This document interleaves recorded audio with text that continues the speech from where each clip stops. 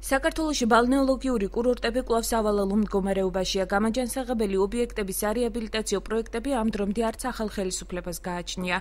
საქართველოს ჟანდაცვის სამინისტროში სფეროს მნიშვნელობაზე საუბრობენ, თუმცა აცხადებენ, რომ საკითხი დღის წესრიგში არ დგას. ჟანდაცვის სამინისტროს ეს ხვალ დღის წესრიგში ეს არ დგას, მაგრამ სამომავლოდ იგეგმება ინფრასტრუქტურის გაძლიერება და საორგანიზაციო საინფორმაციო სამუშაოების ჩატარება. სამკურნალო წყლების კურორტების რეაბილიტაცია პრიორიტეტულ მიმართულებად არც აჭარის ავტონომიურ რესპუბლიკაში სახელდება.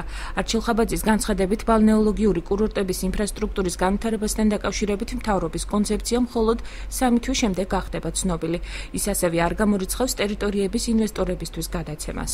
იმის შემდეგ, რაც დაიტვირთება და სამედიცინო სფერო გამოსწორდება ჩვენს რეგიონში, იცით რომ რამდენიმე საავადმყოფო მშენებლობა პარალელურად მიმდინარეობს და ეს როცა შევა ექსპლუატაციას, ჩვენ შეგვიძლია გადავიდეთ უკვე გამაჯანსაღებელ ტურიზმზე, ასე ვთქვათ, სადაც ჩართული იქნება ტურიზმი და პლუს სამედიცინო სფერო.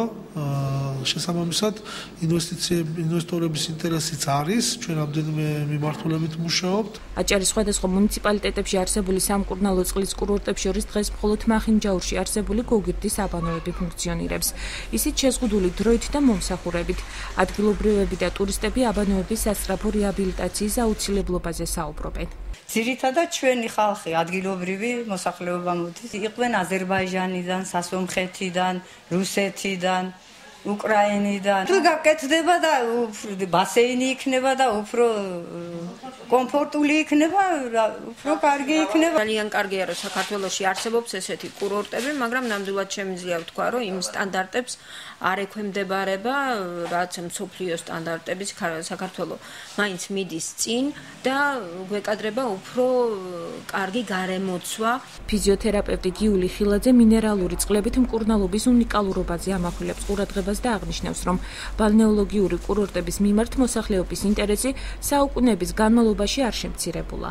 სურთ პაციენტებს მიიღონ კურორტული თერაპია, ანუ აი ამ აბაზანების მიღება და კარგი იქნება ჩვენს რეგიონში თუ მოწესრიგდება ეს, რომ ძალიან ბევრ პაციენტებს უწევთ მაგალითად მენჯში, წყალტუბოში წასვლა და სხვადასხვა კურორტებზე და ჩვენ ახლოს გვაქვს ეს აბაზანები და თუ გამოვიყენებთ ძალიან კარგი იქნება. მახინჯაურის გოგირდის აბანოებს ყველაზე ხშირად აზერბაიჯანელი, სომეხი, უკრაინელი და რუსი ტურისტები მიმართავენ. თუმცა მიუხედავად სტუმრების აქტიურობისა, აჭარის ტურიზმის დეპარტამენტში სამედიცინო ტურიზმს პრიორიტეტულ მიმართულებად არ მიიჩნევენ.